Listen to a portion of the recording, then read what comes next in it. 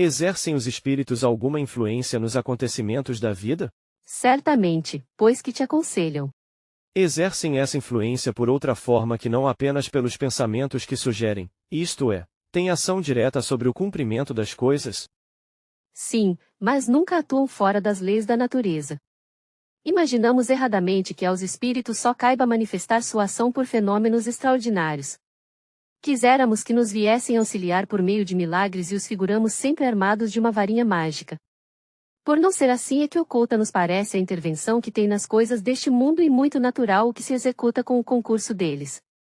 Assim é que, provocando, por exemplo, o encontro de duas pessoas, que suporão encontrar-se por acaso, inspirando a alguém a ideia de passar por determinado lugar, chamando-lhe a atenção para certo ponto, se disso resulta o que tenham em vista, eles obram de tal maneira que o homem, crente de que obedece a um impulso próprio, conserva sempre o seu livre-arbítrio.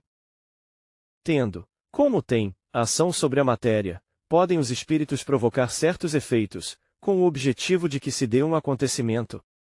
Por exemplo, um homem tem que morrer, sobe uma escada, a escada se quebra e ele morre da queda. Foram os espíritos que quebraram a escada, para que o destino daquele homem se cumprisse.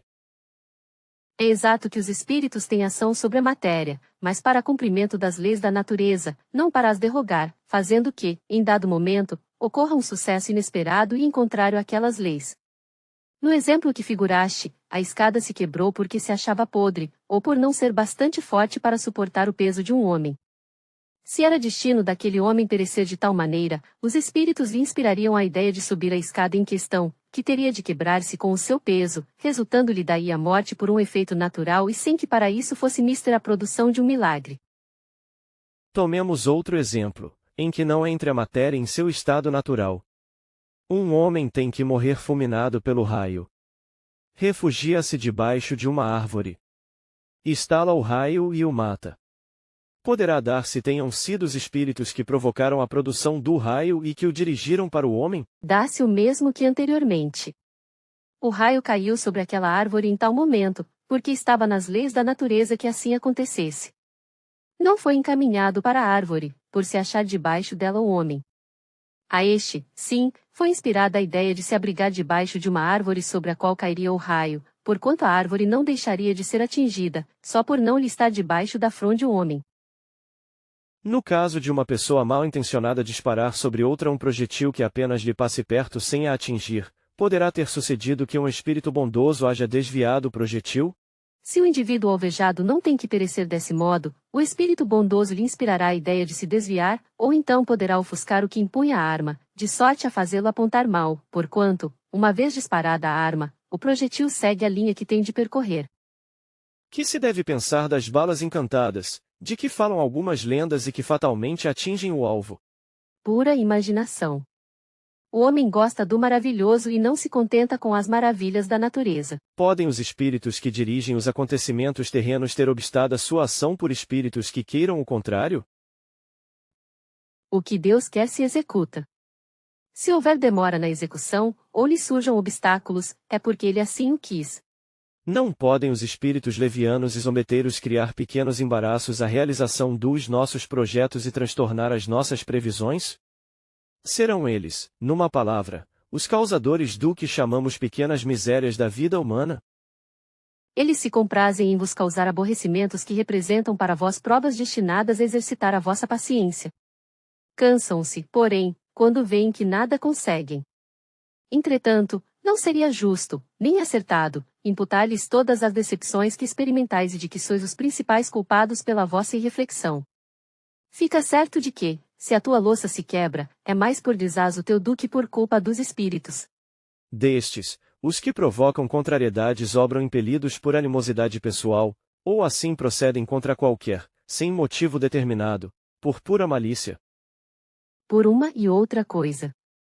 Às vezes os que assim vos molestam são inimigos que granjeastes nesta ou em precedente existência.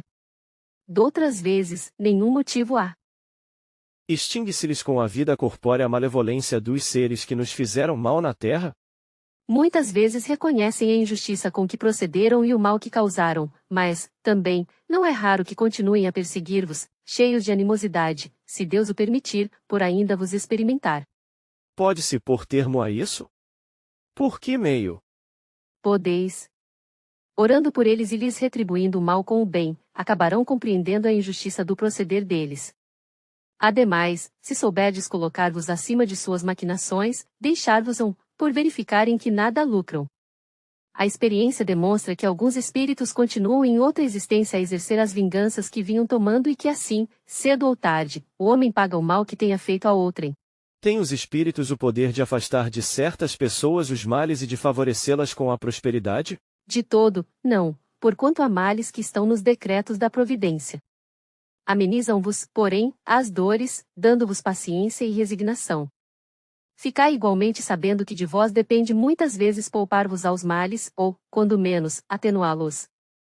A inteligência, Deus vô-la outorgou para que dela vos sirvais e é principalmente por meio da vossa inteligência que os espíritos vos auxiliam, sugerindo-vos ideias propícias ao vosso bem, porém não assistem senão os que sabem assistir-se a si mesmos. Esse é o sentido destas palavras: buscai e achareis, batei e se vos abrirá. Sabei ainda que nem sempre é um mal o que vos parece sê-lo. Frequentemente, do que considerais um mal sairá um bem muito maior. Quase nunca compreendeis isso, porque só atentais no momento presente ou na vossa própria pessoa. Podem os espíritos fazer que obtenham riquezas os que lhes pedem que assim aconteça? Algumas vezes, como prova. Quase sempre, porém, recusam, como se recusa a criança a satisfação de um pedido inconsiderado. São os bons ou os maus espíritos que concedem esses favores? Uns e outros. Depende da intenção. As mais das vezes, entretanto, os que os concedem são os espíritos que vos querem arrastar para o mal e que encontram meio fácil de o conseguirem, facilitando-vos os gozos que a riqueza proporciona. Será por influência de algum espírito que, fatalmente, a realização dos nossos projetos parece encontrar obstáculos? Algumas vezes é isso efeito da ação dos espíritos, muito mais vezes, porém, é que andais errados na elaboração e na execução dos vossos projetos. Muito influem nesses casos a posição e o caráter do indivíduo. Se vos obstinais em ir por um caminho que não deveis seguir, os espíritos nenhuma culpa têm dos vossos insucessos. Vós mesmos vos constituís em vossos maus gênios. Quando algo de venturoso nos sucede é ao Espírito nosso protetor que devemos agradecê-lo. Agradecei primeiramente a Deus, sem cuja permissão nada se faz, depois, aos bons espíritos que foram os agentes da sua vontade. Que sucederia se nos esquecêssemos de agradecer? O que sucede aos ingratos. No entanto, pessoas a que não pedem nem agradecem e às quais tudo sai bem. Assim é, de fato, mas importa ver o fim. Pagarão bem caro essa felicidade de que não são merecedoras, pois quanto mais houverem recebido, tanto maiores contas terão que prestar.